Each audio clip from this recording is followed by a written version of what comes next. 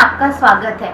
भाजपा के अनुसूचित जाति मोर्चा के राष्ट्रीय महासचिव रमेश चंद्ररत्न जी से आज साक्षात्कार है। सर नमस्कार। कांशीराम जी के बसपा के लिए क्या भूमिका थी? कांशीराम जी की बसपा ही नहीं बल्कि वाम सिर्फ DS4 और बसपा के प्रमुख संस्थापक कांशीराम जी रहे और उन्होंने महात्मा ज्योतिराव फूले की सामाजिक क्रांति के स्वरूप को जो बाबा साहब डॉक्टर आम्बेडकर ने अपने जीवन में संजो करके भारतीय संविधान का निर्माण किया, उसी तरीके से कांशीराम जी ने बाबा साहब के मिशन को पूरा करने के लिए एक वाम से फॉर सेकेंड 6 दिसंबर 1981 को DS4 और 14 अप्रैल 84 को बहुजन समाज पार्टी का हम जैसे साथियों को लेकर के निर्माण किया।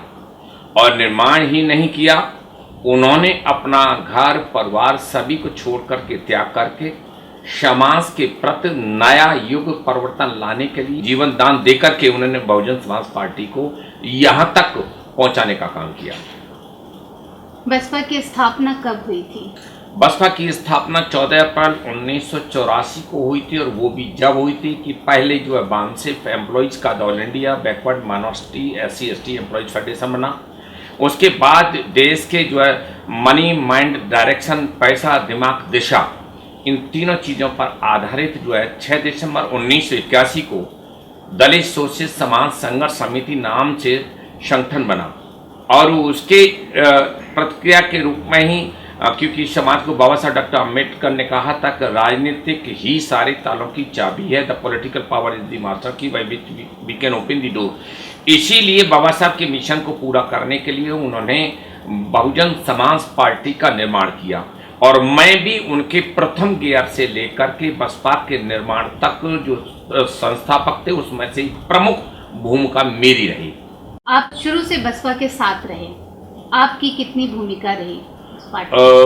मैं वाम सिर्फ DS4 बसपा का पहला व्यक्ति हूं जो कांशीराम के प्लान से लेकर के प्रोजेक्शन से लेकर के और फाइनेंस से लेकर के तराजू में भी हिंदुस्तान में सबसे पहले तोलने का काम मैंने किया और अपना जो है परिवार को तहस करके मैं पहला व्यक्ति हूं कि कांशीराम जी के पहले प्रोग्राम में मेरा बच्चा एक्सपायर हुआ जिसको मिट्टी भी नहीं दे पाया। और इतना ही नहीं, मैंने अपने परिवार को भी, माँ बाप को भी देखने की फुर्सत मुझे नहीं मिलती थी। सारा जीवन दान मैंने कांशीराम जी के लिए समर्पित किया था और तमाम ऐसे साथी थे जिन्होंने इसी तरह की भावना से ओतप्रोत होकर के कांशीराम जी के बाबा साहब का मिशन को पूरा करने के लिए योगदान देने का काम किया। बसपा में मायावती जी का कितना योगदान है? बसपा में मायावती का योगदान कतई किसी तरह का नहीं, बल्कि जो है वाम सिर्फ DS4 बसपा जिन लोगों ने तैयार किया उस तमाम प्रोधाओं को मायावती ने जो है दरकिनारे ही नहीं किया, कांशीराम जी को भी गहरी नींद सुलाने का काम किया। मेरे जैसे व्यक्ति तमाम ऐसे लोगों को जिन्होंने अपना सब कुछ समर्पित किया लेकिन उनको रास्ते से हटाने के लिए अपने भौड़े तरीके मायावती ने लगा करके और तरह तरह की यात्राएं देकर के लोगों को सबको अलग करने का काम किया और माया जाल में फंसा करके मिशन को, जो मिशन बना था देश के समाज के करोड़ों उन गरीब पीड़ित शोषित लोगों के लिए मिशन जो तैयार किया था, लेकिन और ये जो हाथी चिन्ह है, ये हाथी चिन्ह उन लोगों के लिए था कि गरीब गुरबे लोग भी बाबा साहब डॉक्टर अम्बेडकर का जो सोच थी कि जो राजे महाराजाओं की कोख से, महारानी की कोख से कोई बेटा अब राजा पैदा नहीं होगा बल्कि बैलेट बॉक्स में से जो निकलेगा वो देश का शासक बनेगा।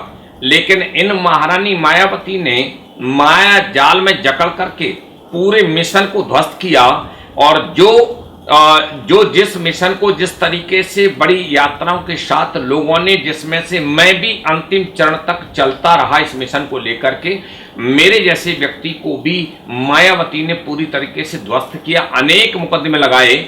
और मैंने कहा कि मायावती ने अभी नई चिंगारी छोड़ी है कि फहरिस्त खोलना मेरा शुरू आज से मैं सोच रहा हूं कि मैं मायावती की फहरिस्त खोलना शुरू करूंगा। मायावती प्रदेश के मुख्यमंत्री रही, कितना उत्थान कर पाई वो दलितों का? सबसे पहले तो बसपा में योगदान कतई नहीं रहा, बल्कि बसपा के जो 14 भाषा में प्रेस एंड पब्लिकेशन था, इनके पिता एक छोटी सी नौकरी करते थे। कुनबे को पालने का काम बसपा में से मायावती ने किया और बसपा में मुख्यमंत्री लगातार बनने के बाद दलितों का तो कोई विकास नहीं हुआ, बल्कि दलितों के वोटों का दोहन करके अमीरों के हाथ बेचने का काम मायावती ने जरूर किया। जबकि कांशीराम जी ने कहा था कि मैं बिकने वाले समाज में सबसे पहले बिकने वाला नेता, न बिकने वाला नेता तैयार करूंगा, लेकिन उस कांशीराम जी की सोच और मिशन को ध्वस्त मायावती ने ताक में रख दिया कि सबसे पहले बिकने वाला समाज नहीं, न बिकने वाला समाज तो कांशीराम ने तैयार कर दिया और जिसमें से न बिकने वाले नेता तैयार हों, लेकिन सबसे पहले मायावती ने उस सौदे को जो किया और मायावती ने मोटे कीमतों में दलित समाज के वोट का दोहन करने का काम, बिकने का काम मायावती ने किया। कांशीराम के मिशन को ध्वस्त करके सबसे पहला मायावती का ही रोल रहा है। क्या अपनी डूबती हुई पार्टी को मायावती बचा पाएंगी? मैं सबसे पहले तो ये बता दूं कि ये डूबती हुई जो नाव है, उस नाव में मायावती का कोई लेना देना नहीं था और ये नाव तो इसलिए डूबनी है कि मैं एक आंकड़ा दे रहा हूं, क्योंकि मैं प्रारंभिक उसमें मैं तो जो है सबसे पहला इलेक्शन 84 का भी लड़ा हूं और हाथी का फर्स्ट हिंदुस्तान का पहला अलॉटी हूं। हाथी चुनाव चिन्ह का मुकदमा भी मैंने CGM अलीगढ़ से जीता है, लेकिन मैं जो सिम्बल से जो 89 से जब शुरू हुआ था तो पार्टी का 245 कैंडिडेट जो है लोकसभा खड़े हुए, 4.53% जो है लोकसभा में वोट पड़ा, जहां से 89 में मायावती और मुझे पश्चिम उत्तर प्रदेश में सर्वाधिक बसपा में टॉप वोट मिला और 4.53 वोट परसेंटेज वोट से मायावती 2014 में आश्चर्य की बात है 0 पे सिमट गई और वोट परसेंटेज भी उनका 4.3% रह गया। बहुत आश्चर्य की बात है कि जहां 89 में 13 MLA 4 MP जीते थे, परसेंटेज वोट भी जो है था, लेकिन इतने अरसे के बाद जिस मिशन को कांशीराम की नेक कमाई को हम जैसे लोगों ने मिलकर के तैयार किया था, उसको मायावती ने बेच खाया और 4.3% पर नीचे धराशायी हो गई। ये मायावती की औकात हो गई है। 18 जुलाई को राज्यसभा से मायावती जी ने इस्तीफा दिया, इसके पीछे क्या कारण है? मैं तो आश्चर्य कर रहा हूं कि आज उन्होंने एक नई शब्दावली मायावती ने दे दी है कि शहीद बलिदान दिवस जो है मैं इस 18 जुलाई को मनाने का काम करूंगी। मायावती जी से कहना चाहूंगा कि मायावती जी सदियों से सताए गए दलित समाज के उस स्वाभिमान को तो आपने बेच करके खाने का काम, कांशीराम के उस मिशन का बलिदान आपने दे दिया। और अगर थोड़ा भी आपके अंदर हिम्मत और मादा था, समाज में जीने की चाहत थी, तो मायावती जिस मिशन को बड़ी मुश्किल से हमने और कांशीराम जी यहां तक लाए थे, जिसकी फटी ने विवाही वो क्या जाने पीर पराई, मायावती जी आपको तो जिस समय 2014 में 0 आपका रिजल्ट आया लोकसभा की सीट पे और जहां परसेंटेज ऑफ वोट से नीचे आप ध्वस्त हो गई, अगर थोड़ा भी तुम्हारे अंदर अगर एहसास होता तो समाज के बीच में त्याग पत्र बहुजन समाज पार्टी को दे देना चाहिए था, लेकिन तब नहीं दिया। अब मायावती की जमीन खिसक गई है। और एक और मैं आंकड़ा बता दूं मायावती का कि 93 में हाथी के चिन्ह से मायावती लड़ी थी, तो उस समय 93 में 67 जो है सीट आई थी और परसेंटेज ऑफ वोट था 28.52 था। और अब 2017 में मायावती सिर्फ 19 सीट जिसमें से एक एक्सपायर हो गए और आज परसेंटेज ऑफ वोट 22.24 पर सिमट गया। तो मायावती जी आपको अगर त्याग पत्र शहीद बनना था, आपने तो शहीद दलितों की उस कुर्बानियों को शहीद कर दिया, बलिदान कर दिया। जिस देश के तमाम करोड़ों लोगों ने इस मिशन को जो है कांशीराम की अगुवाई में जन्म दिया था, आपने तो सड़क से संसद तक यह अपने जीवन में सिंगल उदाहरण नहीं है संघर्ष का, आंदोलन का। न संघर्ष देखा है, न आंदोलन देखा है, सड़क से संसद तक आ गई। और सड़क से मुख्यमंत्री के ओहदे तक को भी प्राप्त कर लिया। और दलित नहीं, दौलतमंद की बेटी राजमहल में बैठ गई। उन्होंने दलितों पर कितने अत्याचार होते रहे, कभी एहसास उनको आज तक नहीं हुआ। जनाधार खिसक गया है, तब उनको एहसास होने लगा है। दलित वोट की राजनीति पुनः दोहराने लगी है। राज्यसभा से इस्तीफा हमेशा के लिए या इसके पीछे भी मायावती का कोई एजेंडा है? देखिए, सबसे पहले तो ये कि मायावती का जो पाप का घड़ा है, इस मिशन पर मायावती ने जिस तरीके से अनेक हम जैसे लोगों ने इस मिशन को कुर्बानी देकर के बनाया था, उस मिशन पर झूठा षड्यंत्र और थोती जो है राजनीति खेल करके कांसीराम को गहरी नींद सुला करके इस मिशन पर कब्जा किया। और कब्जा ही नहीं किया, इन दौलतमंद की बेटी ने। अब बाबा एक तरफ महात्मा ज्योतिराव फूले थे, जिसके प्रेरक बाबा साहब डॉक्टर अम्बेडकर पैदा हुए। और बाबा साहब डॉक्टर अम्बेडकर ने इस देश में करोड़ों अनुयायी पैदा किए। लेकिन मायावती जी, एक तरफ बाबा साहब डॉक्टर अम्बेडकर ने संविधान दे करके बैलेट बॉक्स में से निकलने देने वाला शासक बना। आज मोदी जी ने कहा कि देश का प्रधानमंत्री बना हूं तो मैं डॉक्टर अम्बेडकर की बदौलत बना हूं, और देश का राष्ट्रपति जो अभी बने हैं वो डॉक्टर अम्बेडकर की बदौलत बने हैं। और एक तरफ मायावती ने जाहिर कर दिया कि संविधान को ताक में रख करके सबसे पहले कांसीराम से जबरदस्ती अपने को वारिस घोषित कराया। और इतना ही नहीं, आज उस डूबती हुई नैया धन और करोड़ों खरबों रुपए की धन और दौलत की कमाई को अपने पिता को, अपने भाई को उस दौलत का ठेकेदार बनाया है। दुनिया के सामाजिक जीवन के 4 प्रतीक होते हैं। पहला होता है सामाजिक, दूसरा होता है राजनीतिक, तीसरा होता है आर्थिक और चौथा होता है धार्मिक। धर्म तो मायावती ने सीखा ही नहीं, अधर्म करके राजनीति पर अपना जो है इसको ताज को पहना है, जो पाप का घड़ा अब फूटना शुरू हो गया है। और समाज की उत्पत्ति को कभी उन्होंने जाना नहीं, समाज की टीस को कभी देखा नहीं, और कांसीराम जैसे व्यक्तित्व को उनकी मां को मिलने तक इस महिला ने नहीं दिया।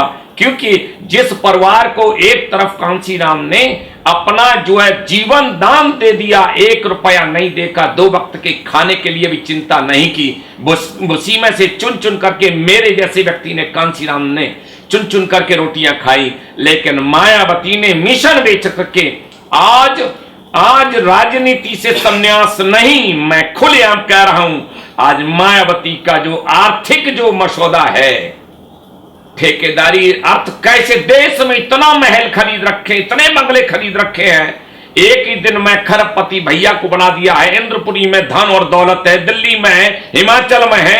आज मायावती राजनीतिक तो शून्य हो गई, और दलितों का बलिदान उन्होंने दलितों के साथ मखौल करके, उनका लूटपाट करके उनको चौराहे पर खड़ा कर दिया, उनके स्वाभिमान को बेच करके खाया। एक नेता हिंदुस्तान में दलित पैदा नहीं होने दिया। संविधान बाबा साहब ने इसलिए बनाया था कि अब देश में तमाम शासक पैदा होंगे, नेता पैदा होंगे। लेकिन मायावती जबरदस्ती बारिश बन करके, और अपने को भी कह दिया कि मेरा भी बारिश है, नाम नहीं बताऊंगी। मायावती, तुमने तो बाबा साहब को भी ताक में रखा, कांसीराम जी को भी ताक में रखा, और कह रही हो कि बीजेपी को चैन से नहीं बैठने दोगी। अरे मैं तो मायावती आज से चैलेंज कर रहा हूं, तो मैं चैन से अब जीने नहीं दूंगा।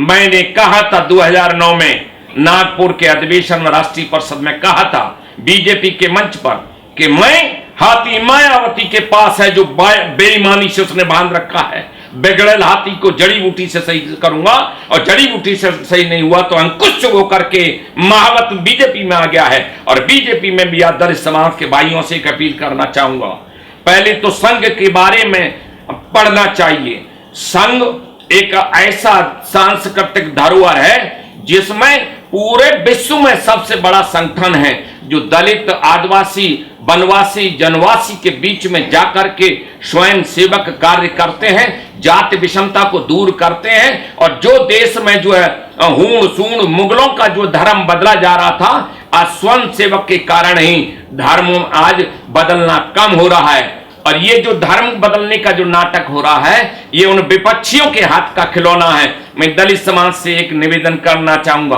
कि बाबा साहब डॉक्टर अंबेडकर जब 1946 में श्रम मंत्री थे तो बाबा साहब डॉक्टर अंबेडकर ने लेफ्टिस्ट की दुकानें बंद कर दी थी। उन्होंने मालिक और मजदूर के बीच का रिश्ता बनाने का काम किया और वो लेफ्टिस्ट बाबा साहब को जीवन पर्यंत दुश्मन समझते रहे। लेकिन आज जेएनयू का जो है आज रोहित वेमुला जैसे नाटक को लेफ्टिस्ट को डॉक्टर अंबेडकर याद आ रहे हैं। बाबा साहब डॉक्टर अंबेडकर ने निजाम हैदराबादी की, उन्होंने कहा रियासत ले लो, सियासत ले लो, हीरे ले लो, जवाहरात ले लो, लेकिन कट्टरता रूपी धर्म को स्वीकार नहीं किया। और किस धर्म को स्वीकार किया? भारत की संस्कृति में जिस जन्म हुआ बौद्ध धर्म को स्वीकार किया, जिसका समता, बंधुता, भाईचारे का प्रतीक है।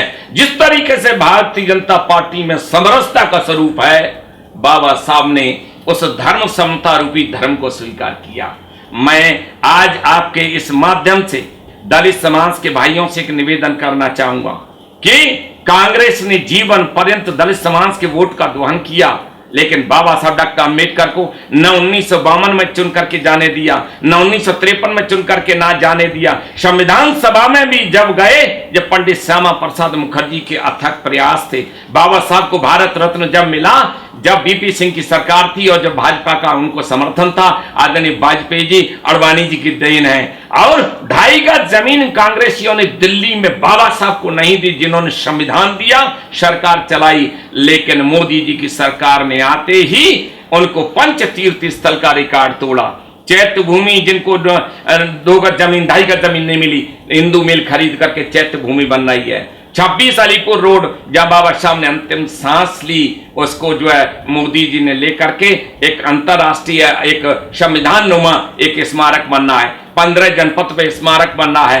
और लंदन में जहां बाबा साहब डॉक्टर अंबेडकर पढ़े थे, उसको भी खरीद करके एक स्मारक बनाने का काम किया है। और जहां मऊ छावनी में जन्म हुआ, और इतना ही नहीं, बाबा साहब ने दीक्षा भूमि में वो भी गडकरी जी की, तो पंच तीर्थ स्थल को बनाने और विश्व के रटपट पर आज बाबा साहब का नाम मोदी जी और भाजपा ने लेने का काम किया। और इतना ही नहीं, संसद जिसमें कानून बनता है, जिसमें संविधान के पेज पलटे जाते हैं, उसमें भी पिछले वर्ष संविधान सभा में बाबा साहब को इस सरकार ने चलाने का काम किया।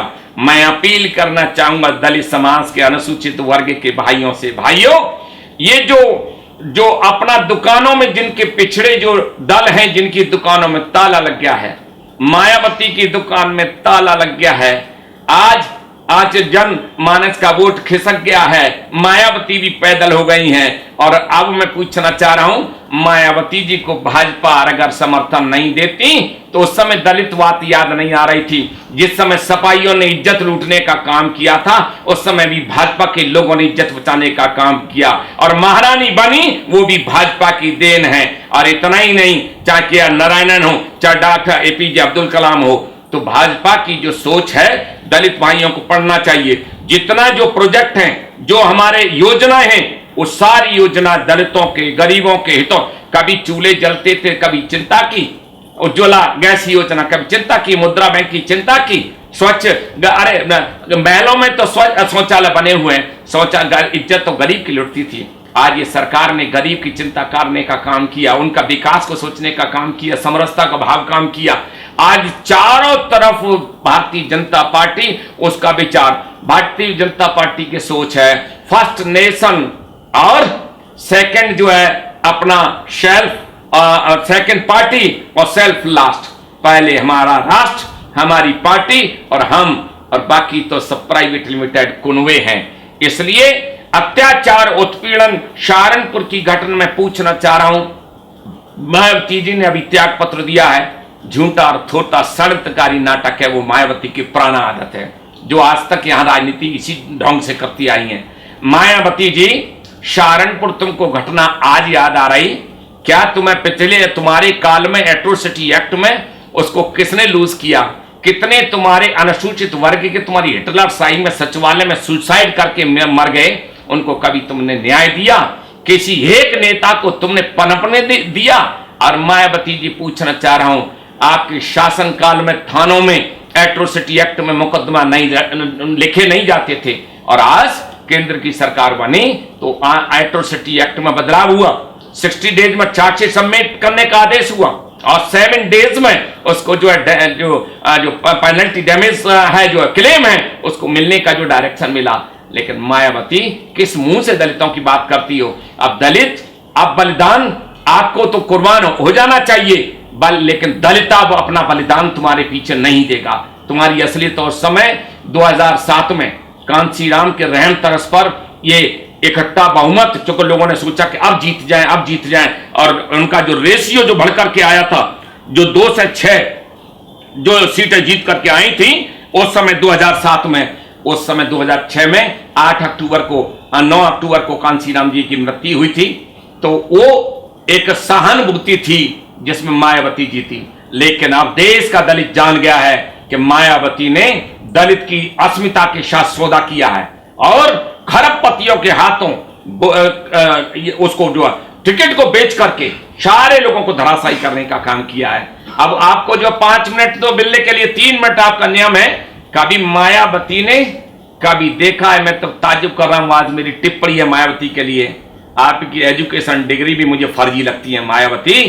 आप लिखने के अलावा कभी भाषण देना तो आप पे आता ही नहीं है। क्यों झूठ बोल रही हो राज्यसभा में कि मैं भाषण गरीबों पर देना चाह रही थी? लिखी हुई स्क्रिप्ट पढ़ने का काम करती हो, और वो भी पूर्व नियोजित आपकी सहारनपुर की स्क्रिप्ट थी, वो फेल हो गई। क्यों फेल हो गई?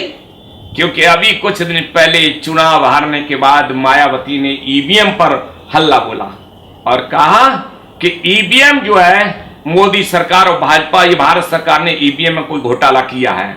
और उन्होंने क्या काम किया? प्रत्येक महीने की 11 तारीख को ईवीएम के घोटाले के खिलाफ उन्होंने आंदोलन शुरू किया। वो टाइम फिक्स हो गया क्योंकि उसका विश्लेषण नहीं किया था। अब दूसरा गियर मायावती ने डाल दिया कि 18 तारीख को बलिदान दिवस किसका दे रही हो?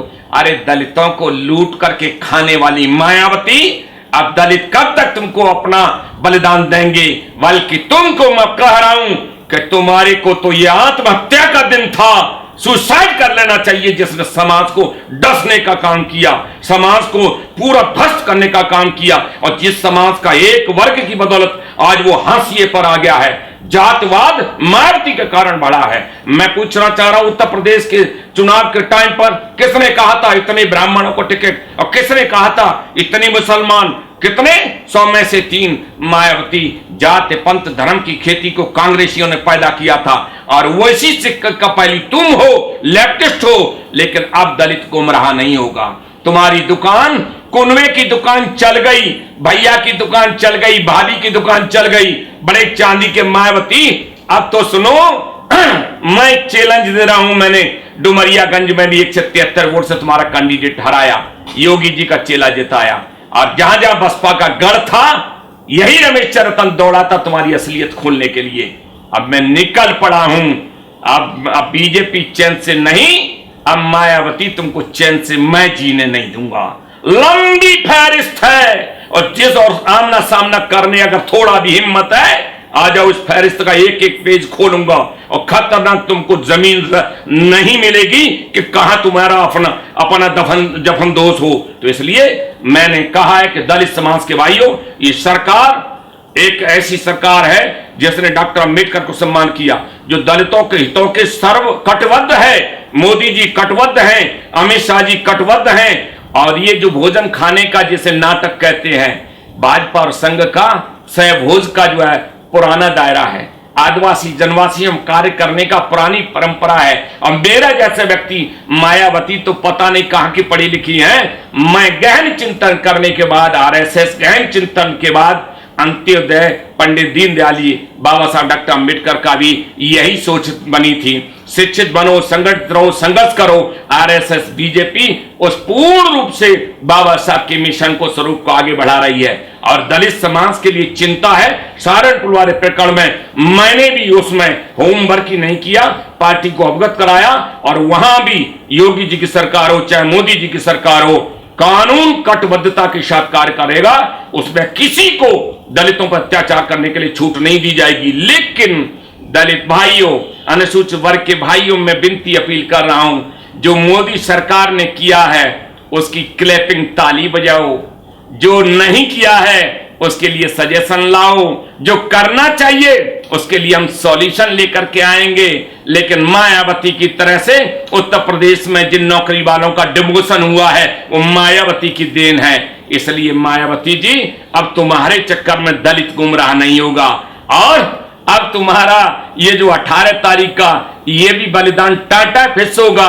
11 तारीख ईवीएम फिस हो गया, ये टाटा फिस होगा। क्यों? क्योंकि दलित जान गया है दलितों के नोटों का जो तुमने जखीरा खड़ा किया है, अब खाली तुमको एमपी बनने चुका, अप्रैल तक का महीना था, टाइम ही नहीं था। अब तो तुम्हारा अपार धन, अपार संपत्ति कैसे उस पर रखवाली हो, ये तो सिर्फ उसके लिए नाटक और षड्यंत्र है सहारनपुर का। दलितों से तुम्हें न तब लेना देना था, न आज लेना देना है। तुम तो दौलतमंद की महारानी हो गई हो। इसलिए दलितों का झूठा नाटक बंद करो। एक नेता, एक प्रतीक, एक प्रतिबिंब एक पैदा नहीं किया। बाबा साहब का मिशन अधूरा, कांसी राम के मिशन को बेच के खा लिया। इसलिए अब वक्त खत्म हो गया है। आपको क्या लगता है, जिस तरह से मायावती जी ने राज्यसभा से इस्तीफा दिया है, क्या उनके समर्थन में दलित भाई आएंगे? मैंने आपसे कहा कि दलित पहले तो इस मिशन को जन्म देने वाले टोटल लोगों को मायावती ने ध्वस्त करके और एक ही हेड रह गए थे, जिनको कांसीराम जी को भी गहरी नींद सुला दिया।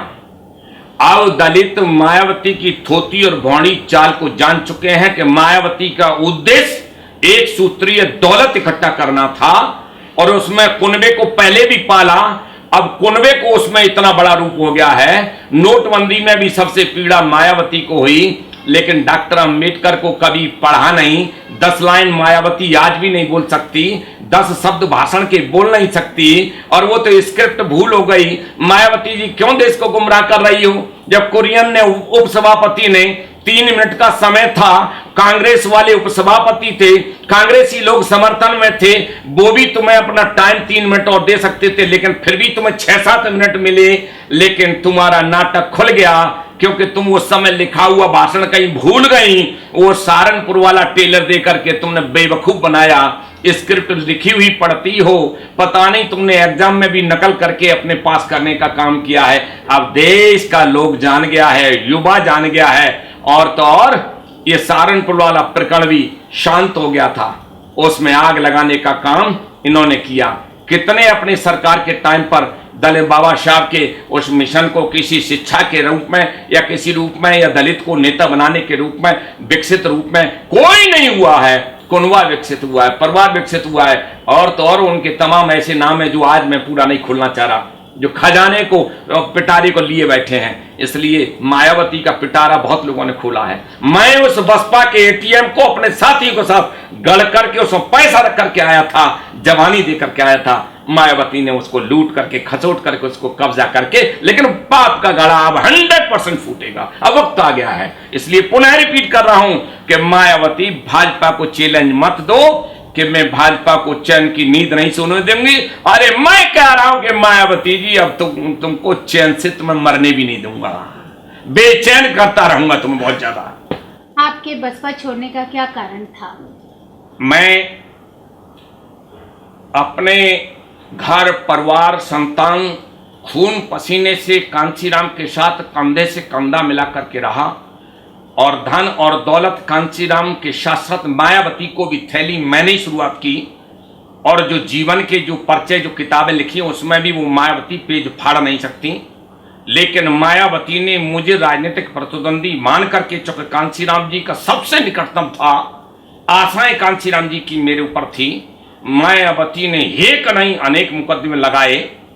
पेशे से सुप्रीम कोर्ट वकील होने के नाते जब ध्वस्त होते गए तो इनको एडवाइस किया कि विकल्प तैयार करो।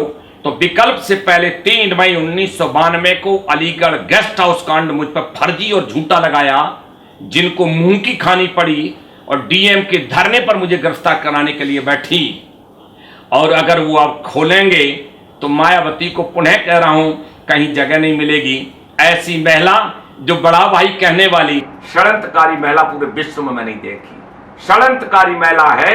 राजनीति को सबसे ज्यादा घिनौना अगर बनाया है, धन और दौलत को खाली कमाने के उद्देश्य से मायावती ने राजनीति को और जाति विषमता को बढ़ाया है, घटाया नहीं है। और जितने बड़े भी घटनाक्रम हो रहे हैं, ये मायावती के कारण ही हो रहा है। धन और दौलत, यश और तप और सारा मायावती ने खींच लिया, लेकिन उस समाज को, दलित समाज को जिसने बड़ी मुश्किल से तैयार किया, कांसीराम जी का विश्वास किया, लेकिन उस मिशन को ध्वस्त करने का काम मायावती ने तहस नहस कर दिया। और आज वो वर्ग, जिस वर्ग ने डॉक्टर अंबेडकर के साथ पीछे लगा, वो वर्ग जो हिंदुस्तान में सबसे बड़ा अनुसूचित वर्ग में वो वर्ग है, उसको भी ध्वस्त करने का मायावती ने काम किया। अब वक्त आ गया है कि मायावती, अब उस वक्त को भूल जाओ, अब लोग जागरूक हो गए।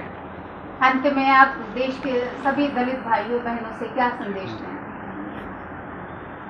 मैं अपने दलित अनुसूचित जाति वर्ग के भाइयों से अपील करना चाहूंगा। बाबा साहब ने राजनीति ही सारे तालों की चाबी बताई। आज विकास की धारा और खजाने की चाबी हमें पता है, होना चाहिए। बाबा साहब ने जो उंगली करके जो इशारा संसद की तरफ बताया था, उस राजनीति का अर्थ हमको जान लेना चाहिए। जो दल, अन्य जो विपक्षी दल हैं, उनकी जमीन खाली हो गई है, उनके पास अब कोई मुद्दे नहीं है। अब उनका मुद्दा जो है बीजेपी को गलत तरीके से घेरने, धरना प्रदर्शन करने का है। लेकिन अनुसूचित जाति का व्यक्ति उन विपक्षी दलों के हाथों का खिलौना न बने। विकास आपके लिए सरकार कटिबद्ध थी, कटिबद्ध है, कटिबद्ध रहेगी। और हम जैसे लोग आपके चैनल के माध्यम से अपील करते हुए, कुछ लोग नेता छपाऊ टीवी और अखबार में छपते हैं, लेकिन जो पार्टी के प्लेटफॉर्म पर जो हमको कहनी चाहिए उससे कहते ही नहीं है। पार्टी उसे पूर्ण रूप से मानती है और आज भी अनुसूचित जाति, जनजाति, दलित, पिछड़े, गरीब सबके प्रति कटिबद्धता के साथ सबका साथ सबका विकास जो नारा है, ये पहली सरकार है जो पूरा करने का काम कर रही है। और कोई भी प्रधानमंत्री कहीं भी जाता था, कभी कोई नोटिस नहीं लेता था। ये पहले देश के प्रधानमंत्री हैं जो विश्व नोटिस ले रहा है। हमको दिखाई दे रहा है कि हमारा भारत जापान में है, कनाडा में है, चाइना में है, कोरिया में है, अफगानिस्तान में है। अब लगता है कि भारत का सीना 56 इंच वाला और देश का जो है जिस तरीके से संगठन चलाने वाले, मेरे 45 साल के राजनीतिक जीवन में सत्ता और संगठन की जो बागडोर जो बड़ी गहरी मैंने देखी है। माननीय अमित शाह जी का जो संगठन का जो आज हमारी राज्यों में 13 राज्यों में सरकार बनी है, वो संगठन की मजबूती है, संगठन की सुदृढ़ता है और संगठन में दलित समाज का कैसे प्रतिनिधित्व हो उसकी चिंता करते हैं। और आगे भी मेरे जैसा व्यक्ति भी, मैं 11-12 साल पहले अपना यहाँ भाजपा में आया हूँ और 5वीं बार राष्ट्रीय महासचिव हूँ। मैं जम्मू का प्रभारी रहा, मैं हरियाणा का रहा, अभी 5 राज्यों का कोऑर्डिनेशन इंचार्ज, और अभी मैंने यूपी में भी रातों दिन किया। पार्टी में एक सम्मान है, स्वाभिमान है और रही है तो कार्य करना हमारा दायित्व है और समाज को भी पार्टी लेकर के आगे बढ़ने का काम करेगी और कहीं भटकने की जरूरत नहीं है। अब मायावती का जो जनाधार खिसक गया है और कैसे जनाधार बने, अब उसे जीरो पर आउट हो गई, तो अब उस जनाधार को बढ़ाने के लिए सहारनपुर तो एक नाटक है, झूठा थोटा स्क्रिप्ट तो पहले से तैयार थी और वो स्क्रिप्ट को जान चुके हैं। ईवीएम फेल और बलिदान भी फेल। अब मायावती को तो कहीं पता चला कि हिमालय की कंदरा तलाशनी पड़ेगी, इतना धन और दौलत कौन से पहाड़ में ले जाऊंगी। मैं अभी वो पिटारा तो खोलूंगा लंबा करके जो है। तो इसलिए आज इस आपके माध्यम से मैं बहुत बहुत धन्यवाद देता हूँ। कमल न्यूज के माध्यम से एक बढ़िया मेरी शुभकामना भी है, हार्दिक शुभकामना है रश्मि जी, कि आपका कमल न्यूज आगे दिन प्रतिदिन तरक्की करे और हम लोग उसमें सहभागिता पूरी तरह से निभाएं। बहुत बहुत आपकी टीम को और आपको बहुत बहुत धन्यवाद।